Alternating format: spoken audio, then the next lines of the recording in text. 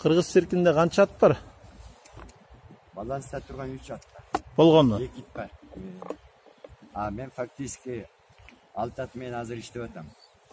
Калгандары менчикпи? Калгандарынын баары менчик аттар, өзүм багып, чөп жем арзаныраак кетсе, баасы көтөрүлүп баратканда көчмөндөрдөн кичине түшкөн Максуттун жардамы менен кичине ушу чөп жыйнап алганга караң кудуретибиз жетти да.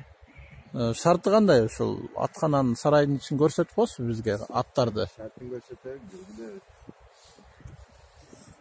Конюшнянын ичи, сарайдын ичи жылууланбайт, отопление жок. Могу сырттагы вот айнектерди эптеп жаап, көрөсүңөр, фанера менен жаап койгон жерлер. Кийинде мындай. Месилкеде жок экен да. Сынган болот. Суну бир эмеден алабыз. Жайкысы моя калтын ушул жерден ачабыз. Ишкисин эптеп чака менен ичинен чака менен суу өрмөтөбүз.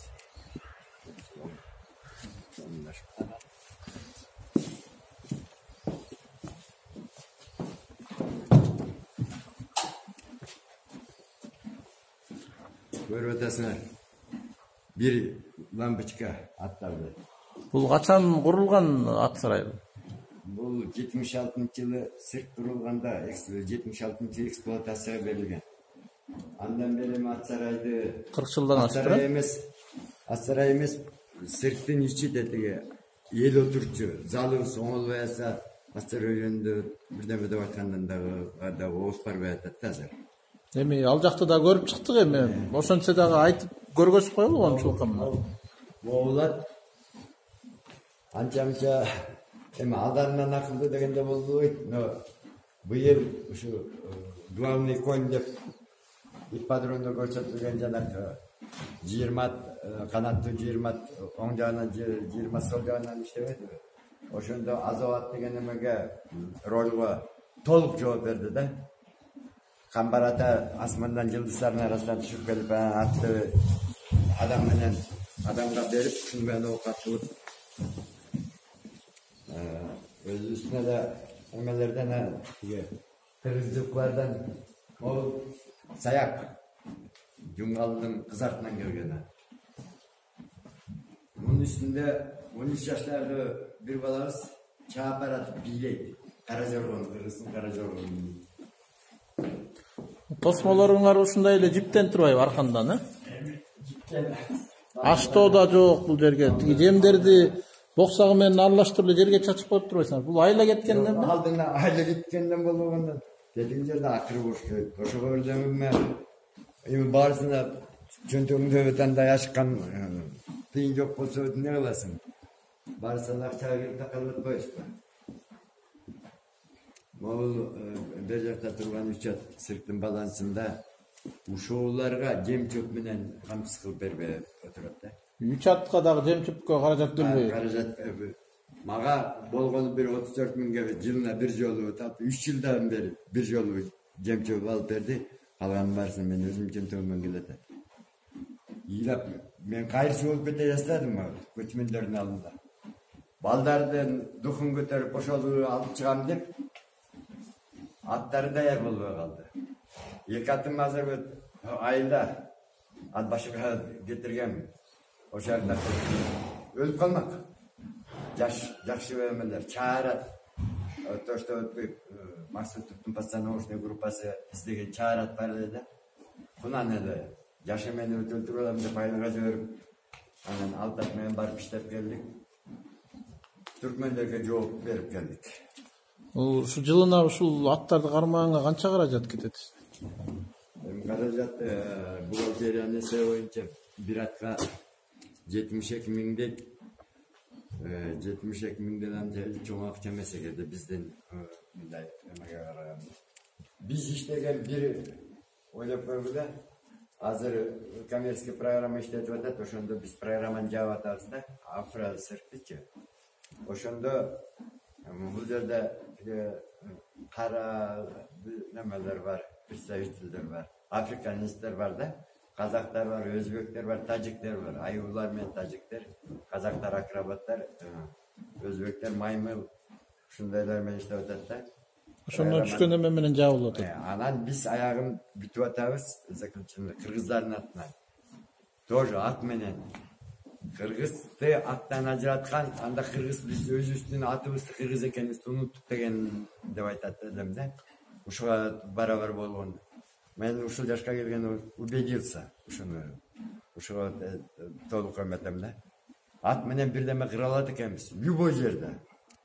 Сырттабы улакчыларыбыз эмне кылып атат?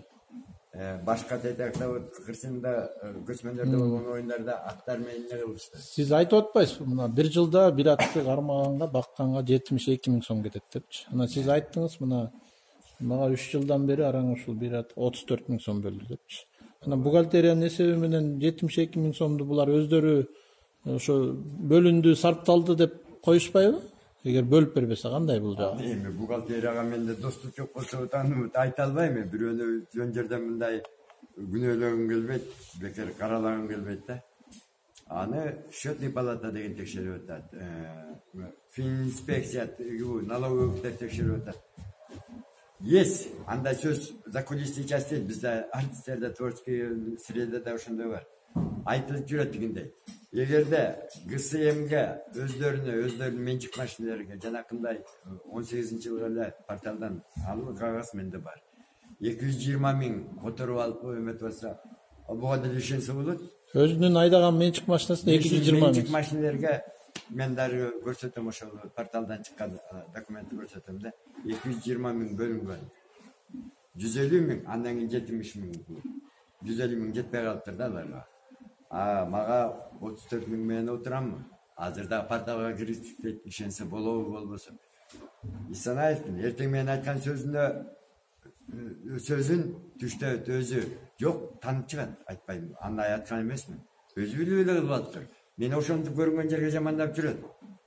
Эми ар кимдин Сиздин гестке чыккан маегиңизде мындай интервью мынтип айтыптырсыздар, ушул Исанаевдин ушул башкы бухгалтери Зоя Каркенова көп жылдан бери башкы бухгалтер эмес, ал материалдык боюнча жаңылбасам. Материалдык бухгалтери көп жылдан бери иштейт. Ал өзү баягы Ысык көлдө 2004-жылдары жаңылбаса 2004-жылдары жашылдандыруу жагында иштеп жатканда, жашылдандыруу чарбасында иштеп турганда ошо кылмыш козголгон экен.